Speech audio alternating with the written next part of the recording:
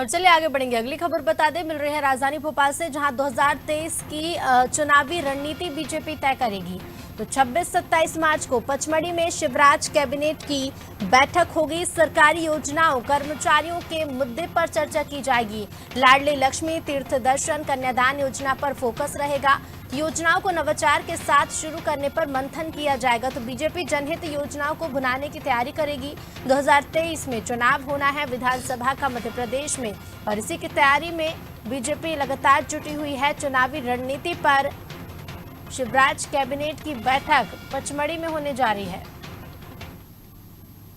और ज्यादा जानकारी के साथ संवाददाता विवेक लगातार बने हुए। विवेक, 26-27 मार्च को पचमढ़ी में शिवराज कैबिनेट की बैठक होने जा रही है। योजनाओं को लेकर चर्चा होगी, कितनी महत्वपूर्ण ये बैठक है?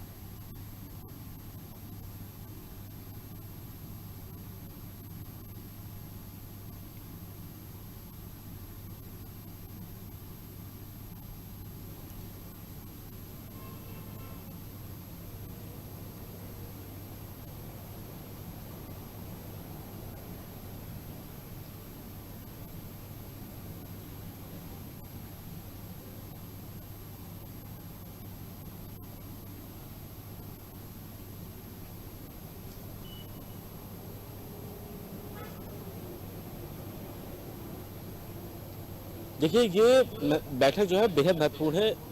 चुनाव के लिए 1.5 साल का समय बचा हुआ है और बीजेपी पूरी तरीके से इलेक्शन मोड पर है। अब सवाल ये है कि जनहित की योजनाओं को लेकर किस तरीके से काम किया जाए, संगठन किस स्तर पर काम कर सकता है, स्थानीय मंत्री जो प्रभारी मंत्री है वो किस तरीके से जनहित की योजनाओं को लेकर जनता के बीच जाए, इन तमाम मुद्दों को लेकर जो है ये बैठक होने वाली है। 26 और 27 मार्च को ये बैठक पचमढ़ी में होगी। सबसे दिलचस्प बात यह है कि सरकार फिर से उन योजनाओं को शुरू करने जा रही है जो पिछले 2 साल से बंद थी। कोरोना के चलते लाडली लक्ष्मी योजना और कन्यादान तीर्थ दर्शन योजना जो सबसे ज्यादा प्रभावी मानी जाती है और बड़े वर्ग को प्रभावित करती है। तो इन योजनाओं को किस तरीके से जनता के बीच में लेकर जाया जाए और किस तरीके से इन योजनाओं का क्रियान्वयन हो सके, इस पर सबसे ज्यादा समीक्षा होने वाली है। और सवाल दूसरा सबसे दिलचस्प यही रहेगा कि चुनाव को लेकर क्या रणनीति बनती है, क्योंकि बीजेपी ने अभी हाल ही में 2 सबसे बड़े अभियान चलाए थे। बूथ विस्तारक अभियान के बाद जो समर्पण निधि अभियान चला रही है बीजेपी, ये 2 बड़े अभियान है और इस दोनों अभियान के चलते कार्यकर्ताओं को जो है वो टारगेट दिया जा रहा है।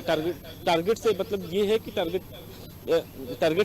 है कि कार्यकर्ताओं को जोड़ने का टारगेट मिला है और समर्पण निधि पार्टी के लिए जो भविष्य में उनके लिए कामकाज होने वाले हैं उसको लेकर जो है वो फंड जुटाने का जिम्मेदारी दी गई है। ऐसे में इन दोनों विषयों पर भी बैठक होगी और सबसे महत्वपूर्ण बात यह है कि कर्मचारियों का भी मसला इस बैठक में रखा जाएगा, क्योंकि 30 मार्च को सरकार को सुप्रीम कोर्ट के सामने ये दलील देनी है कि किस तरीके से मध्य प्रदेश में प्रमोशन आरक्षण दिया जाएगा।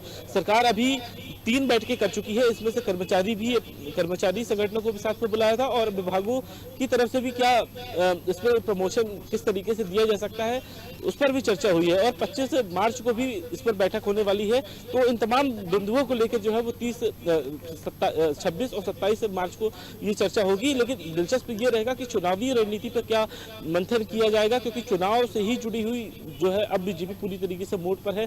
चुनाव को लेकर क्या तैयारियां करनी है, जिला स्तर पर किस तरीके से काम करना है और जो जनहित की योजनाएं हैं उसको किस तरीके से क्रियान्वित करना है, क्योंकि लाडली लक्ष्मी योजना बड़े पैमाने पर आयोजित की जाती है, बड़े स्तर पर इसका कार्यक्रम आयोजित होता है। तीर्थ दर्शन योजना मध्य प्रदेश में पिछले कई सालों में देखा गया है कि 10 लाख से अधिक जो बुजुर्ग हैं उन्हें तीर्थ दर्शन योजना का लाभ मिला है। एक बड़ा वर्ग है जो सरकार के लिए बड़े ही वोट बैंक के तौर पर आता है। और सबसे महत्वपूर्ण बात यह है कि कन्यादान योजना, जैसा कि मुख्यमंत्री ने ये साफ किया था कि 2 साल के दौरान कन्यादान योजना, लाडली लक्ष्मी योजना, तीर्थ दर्शन योजना को शुरू नहीं किया गया है, लेकिन अब इन योजनाओं को शुरू किया जाए। ऐसे में जन भागीदारी और स्थानीय स्तर पर किस तरीके से समन्वय बनाकर इन योजनाओं को शुरू किया जाए, इस पर फोकस रहेगा। और दूसरा ये है कि केंद्रीय आला कमान की ओर से जो निर्देश हाल ही में भी बीजेपी प्रदेश अध्यक्ष को मिले हैं वो किस तरीके से बिल्कुल विवेक, देखिए लगातार निर्देश दिए जा रहे हैं कि योजनाओं को सुचारू रूप से चलाया जा सके। आप बने रहिए, आपके पास फिर लौटेंगे। तो योजनाओं को नवाचार करने के लिए एक बेहद ही महत्वपूर्ण बैठक होने जा रही है।